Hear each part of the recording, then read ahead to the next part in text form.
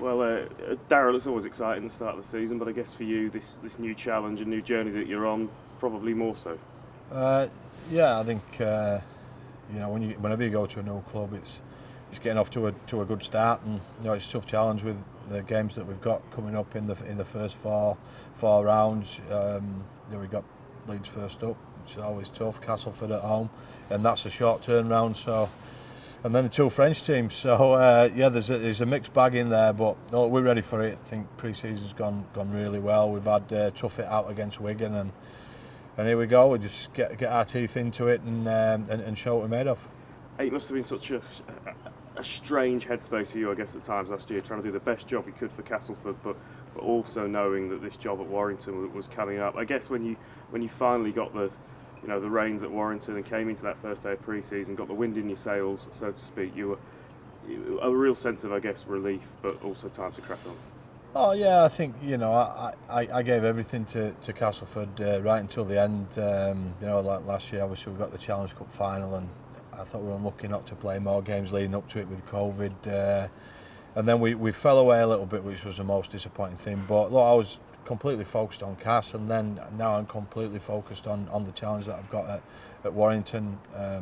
Got into the club, and it's been an awesome pre-season. I think the boys have bought into everything that we've given them as a coaching staff, and look, it's about moving forward now these next 3 years and achieving some special things and the potential of the players that we've got at the club, which is outstanding. Given the disruption of the last 2 years, you can probably throw the form books out the window and what we know out the window a little bit. I think 4 teams have changed their coaches. We've obviously got a new team in Toulouse. There's been quite a few players moving around. This is quite a difficult season to really get a grasp on what might happen, isn't it? Well, yeah, there's some unpredictability there, that's for sure. Like you say, there's coach changes. There's a lot of new players coming to the competition. There's obviously Toulouse. So yeah, I just think it's fantastic. I think Channel 4 coming on board as well. There's quite a lot to get excited about in rugby league, and I think you need a bit of unpredictability. You're looking for a new team to win the whole thing, and we're looking to be that team. So yeah, there's a lot of excitement about, and I think the challenges are there for all the teams to get to know each other pretty quickly, and it'll be interesting to see who, after 4 rounds where it all sits and what teams look like. Well, Leeds obviously first up for your men. Everyone's talking about their new halfback pairing, but let's not forget you've got 2 England internationals in your 6 and 7 as well at your disposal. Just in terms of what that game could look like as an attacking game of rugby league, a really exciting prospect. Yeah, I think so. There's speed in both teams. There's class at halfback. The nines. I think you look at at both clubs, there's 2 really exciting nines in each team. So they have their hands on the ball more than anybody else. So I think from that perspective, it'll be a great game. And then the halfbacks, as you've said, and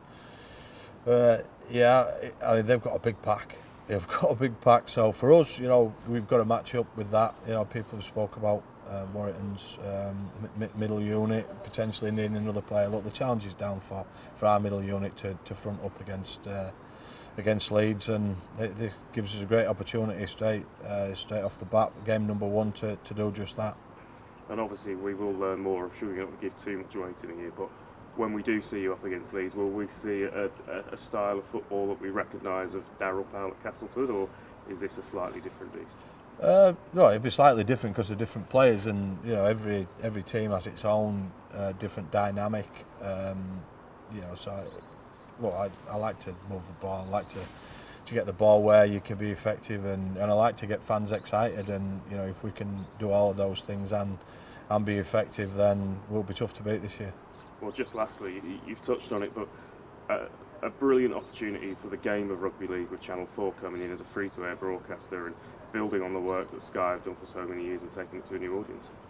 Yeah, I think it'll be class. I think the game needed something like that. I think Sky have been unbelievable for the sport, but I think it helps if, particularly on terrestrial, that you're getting new viewers watching the game.